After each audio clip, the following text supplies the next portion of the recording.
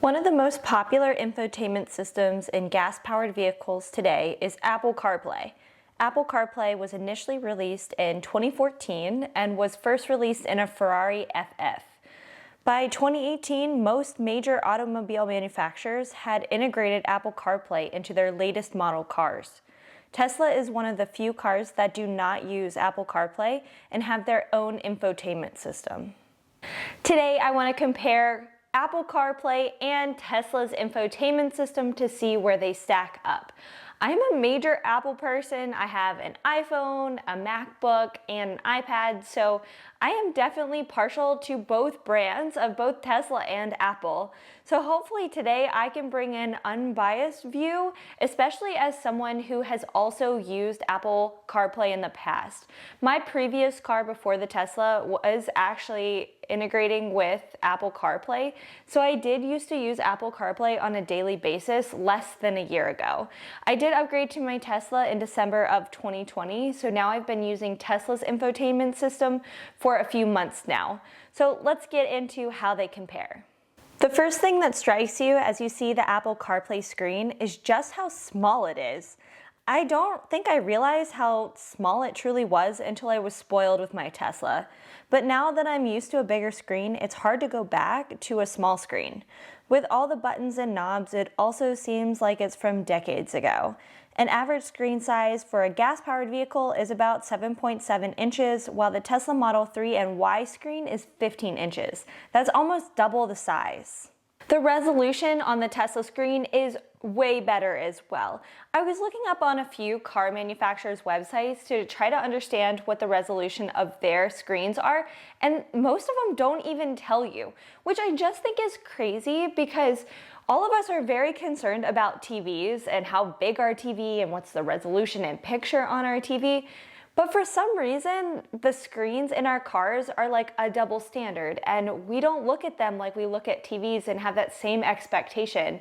And for Tesla, I think they're pushing the market towards a larger screen, which I think is great and I personally love because the screen is bigger and it's easier to see, which for me seems way less hazardous than looking at some tiny picture and trying to figure out what song you want on the screen. Another major difference is that Apple CarPlay uses your phone for the navigation and its data, whereas the Tesla is its own computer and it does not need your phone to connect. So you have to purchase the data separately. Now, there are pros and cons to both of these. If you are someone who has an unlimited phone plan, then that Apple CarPlay is easy for you, and so you can just use it and not even need to worry about how much data you're using and what the cost of it is because you're already paying for it in your phone. Whereas with the Tesla, you're gonna have to pay $10 a month in order to get the navigation to work.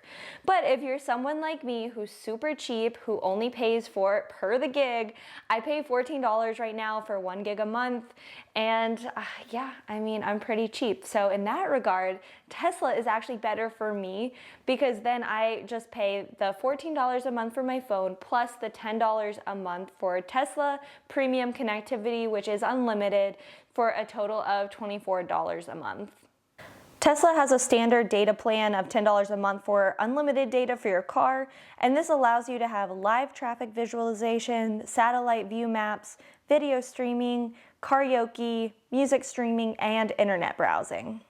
With Apple CarPlay, it will not work unless you have your phone connected, whereas since the Tesla is a separate computer, it will work independently of your phone. So for example, in the Tesla, you can just open the door and the music will immediately start playing. Whereas with Apple CarPlay, you need to get into the car, turn on Apple CarPlay, and then connect your phone via Bluetooth or a cord in order to start playing your music. So I personally like that Tesla's screen is independent and that it's using its own data instead of my phone's data, and also that the phone, it doesn't need my phone to connect. Because in my prior past with my Apple CarPlay for my last car, my phone didn't always connect properly, and so then I would have issues and I couldn't use Apple CarPlay at all until I could actually connect to my phone. So I like that the Tesla is independent because it's not reliant on my phone working correctly, or that if it loses connection in some way to my phone, that it then will stop working. Connecting your phone via Bluetooth to Apple CarPlay will also drain its battery. because you don't need to connect your phone to Tesla. You also don't drain your battery of your cell phone as well, especially when you're using navigation or battery draining apps like your Spotify.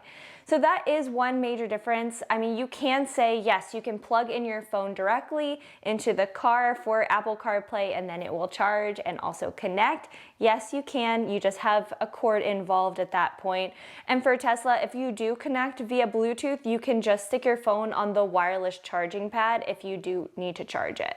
Apple CarPlay is also limited to only iPhones. If you have an Android, then you need to use Android Auto. So you have two separate platforms for two separate types of phones.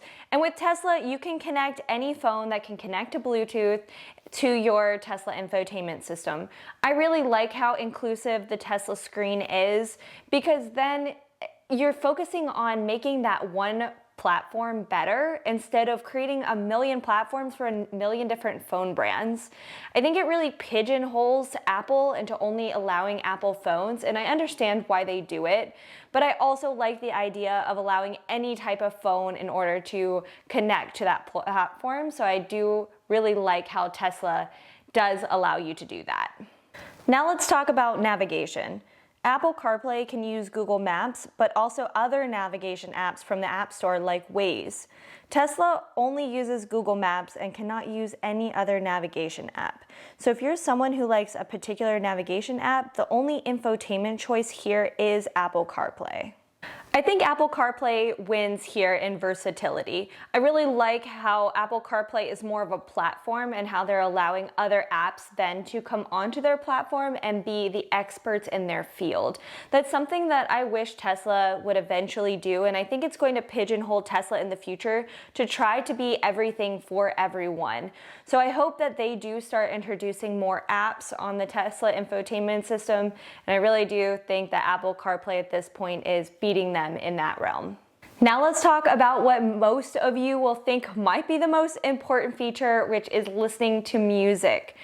So for the Apple CarPlay, similar to navigation, you can upload and use your apps on the Apple CarPlay platform for whatever app you may use to stream your music.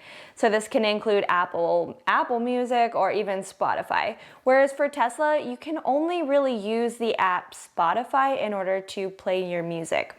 Now, that's not to say you can't play music from other apps, but it's just not as easy as Apple CarPlay because it doesn't show up on the screen as an app. So then you're just telling the Tesla screen to play it through your phone. So it's just not as easy, and I really think that Tesla needs to start adding some more apps here. So in that regard, Apple CarPlay wins as well. But if you're talking about ease of song choice, I think Tesla wins. And that's because the Apple CarPlay screen is so small and you can't even see what song you're looking for on there. So it shows you like 4 songs at a time or something like that, and then you have to scroll and it lags, and then you're driving and then you're trying to scroll, and it is dangerous. And I have been doing that for years prior to this because I was the one scrolling looking for a particular song. So now with Tesla, you have a big screen. It shows you all of your options, and you can use the voice control in order to find your song. So you can click the voice control and say, play me such and such song on Spotify, and it will play, which is awesome.